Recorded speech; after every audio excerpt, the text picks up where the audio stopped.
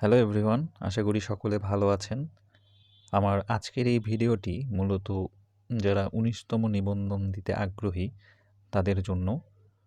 যারা ১৯তম নিবন্ধনে নিজেকে একজন শিক্ষক হিসেবে দেখতে চান, নিজের পরিচয়ে সহকারী শিক্ষক এই উপাধিটুকু যুক্ত করতে চান, তাদের জন্যই। আমি উদয়, সহকারী শিক্ষক বাংলা, ১৮তম শিক্ষক নিবন্ধন হতে নিয়োগপ্রাপ্ত। আসলে ১৮তম শিক্ষক নিবন্ধনের এই প্রশ্নটির উপর পরীক্ষা দিয়েই আমি নিজেকে একজন শিক্ষক হিসেবে পরিচয় দিতে পারি। তাই একটু আবেগে আপ্লুত হয়ে গিয়েছিলাম যখন এই প্রশ্নটা আবার দেখলাম। তো আজকে যেই বিষয়টা নিয়ে আমি কথা বলবো, সেই বিষয়টা হচ্ছে, আপনারা ইতোমধ্যেই জানেন যে এবার রিটেন হওয়ার সম্ভাবনা খুবই কম। আমরা যতটুকু জানি যে জেনারেল যেই সাবজেক্ট, যেখানে বাংলা, ইংরেজি, গণিত, সাধারণ জ্ঞান, এই ৪টা সাবজেক্ট মিলে ১০০ নাম্বার থাকবে। আর আমরা যেই সাবজেক্টে অনার্স করেছি সেই সাবজেক্টে ১০০, এই মোটে ২০০ নাম্বারের পরীক্ষা হবে, এরপরে হবে ভাইবা। তো আমি মূলত আপনাদেরকে আজকে একটা জিনিস দেখাবো বা একটা বিষয় উপস্থাপন করব যে আপনারা যে এখনও তো অনেকেই পড়াশোনা শুরু করেন নাই, যেহেতু সার্কুলার হয় নাই, বসে আছেন সার্কুলারের আশায় যে কবে সার্কুলার হবে তারপরে পড়াশোনা শুরু করব। তো আপনাদের যে এইটাই যে উপযুক্ত সময় পড়াশোনা শুরু করার, তো মূলত সেই উদ্দেশ্যেই আজকের এই ভিডিওটা করানো, যাতে আপনারা সার্কুলারের অপেক্ষায় বসে না থেকে এখন থেকেই আপনাদের পড়াশোনাটা কি করতে পারেন, শুরু করতে পারেন। তো অনেকেই ভাবতে পারেন যে আমি পড়াশোনাটা আসলে কিভাবে শুরু করতে পারি। তো এটার জন্য আমি একটা ছোট অ্যানালাইসিস দেখাই।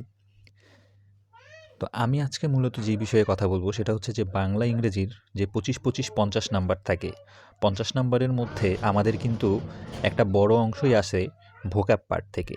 ভোকাব পার্ট বলতে আমি বোঝাচ্ছি যে যেই টপিকগুলো আমাদেরকে মুখস্থ করতে হয়। হ্যাঁ, মুখস্থ বলতে টিএম করতে হয়, ঠাড়া মুখস্থ করতে হয়, ঠিক আছে? তো আমি যেটা দেখলাম যে ১৮তমতে আমি যেই পরীক্ষাটা দিয়েছিলাম, সেই পরীক্ষাতে প্রায় ২৭টা প্রশ্ন আসছে হচ্ছে কি থেকে, মুখস্থ টাইপ প্রশ্ন আসছে। আর ১৭তমতেও কিন্তু ২৪টা প্রশ্ন আসছে। তার মানে আমরা এখান থেকে একটা অ্যানালাইসিস দাঁড় করাতে পারি যে আমাদের বাংলা আর ইংরেজির মধ্যে যেই ২৫-২৫-৫০ নাম্বার থাকে, সেখানে প্রায় ২৫ নাম্বারই আসে কোনখান থেকে? মুখস্থ পাঠ থেকে। তো মুখস্থ পাঠটা আবার কীরকম? ধরেন বাগধারা, এক কথায় প্রকাশ, বানান শুদ্ধি, তারপর হচ্ছে phrase and idiom, synonym, antonym, appropriate preposition, phrasal verb. তো আপনি বলেন তো, এগুলো কি ২-১ দিনে পড়া সম্ভব? ১ সপ্তাহে পড়ে শেষ করা সম্ভব? আবার শুধু তো পড়লেও হবে না, এগুলো তো মাথায় রাখতে হবে, তাই না? তো আমি শুধু এতটুকু দেখাতে চাচ্ছি যে আমাদের এই টপিকগুলো কিন্তু একটা লম্বা সময় ধরে প্রস্তুতি নিতে হবে। ধরেন আমরা ডেইলি যদি ১০টা সিনোনিম পড়ি, ১০টা ফ্রেজ অ্যান্ড ইডিয়মস পড়ি, তাহলে আমাদের কিন্তু পরীক্ষা আসতে, আসতে আমরা প্রায় অনেকগুলো পড়ে ফেলতে পারবো। এগুলো আবার রিভাইজ করতে হবে, এগুলোর উপর পরীক্ষা দিতে হবে। হ্যাঁ?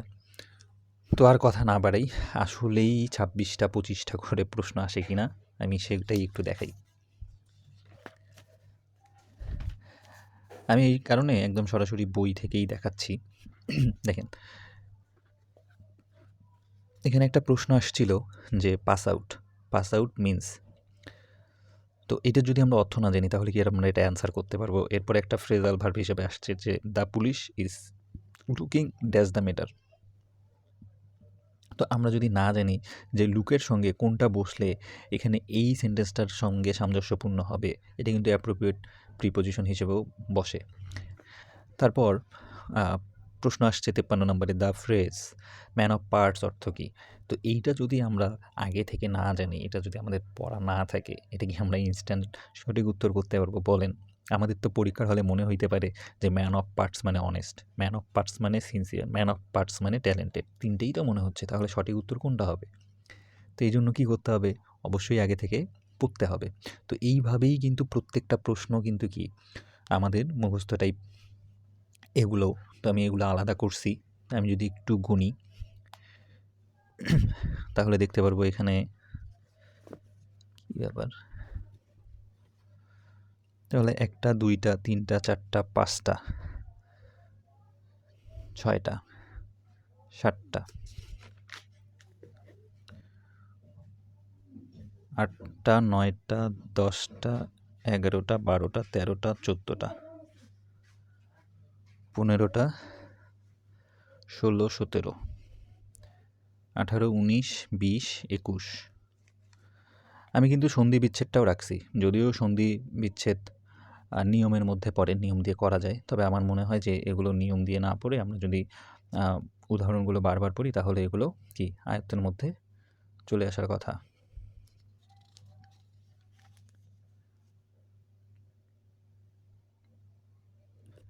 তো এই পাশে 21টা ছিল, 22 23 24 25 26 27।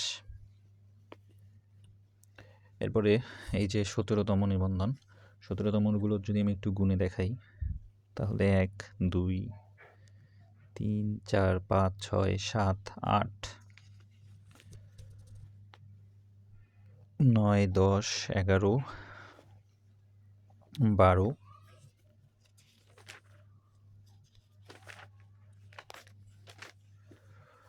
এই যে সরাসরি অর্থ জানতে চাইছে 13 14 15 16 17 18 19 20।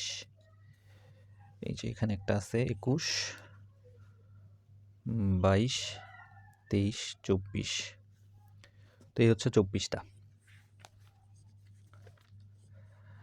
তাহলে নিবন্ধনের এই পুরো সময়টা জুড়ে আমি আপনাদের সঙ্গে থাকবো, এইরকম ছোটোখাটো অ্যানালাইসিসগুলো করে দেব।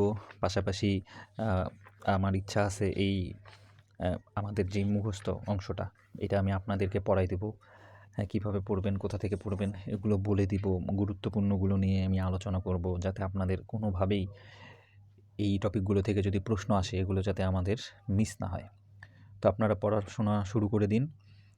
আমি সামনে আরও কিছু বিষয়ে এরকম অ্যানালাইসিস করে দেখাবো, বা যেই টপিকগুলো থেকে প্রশ্ন আসেই সেই টপিকগুলো নিয়ে আলোচনা করব। বা আপনারা কী ধরনের ভিডিও চান বা নিবন্ধন রিলেটেড কোনো কথাবার্তা থাকলে আপনারা কমেন্ট করে জানাতে পারেন। সবাই ভালো থাকবেন, আমার জন্য দোয়া করবেন। আসসালামু আলাইকুম, আদাব, নমস্কার।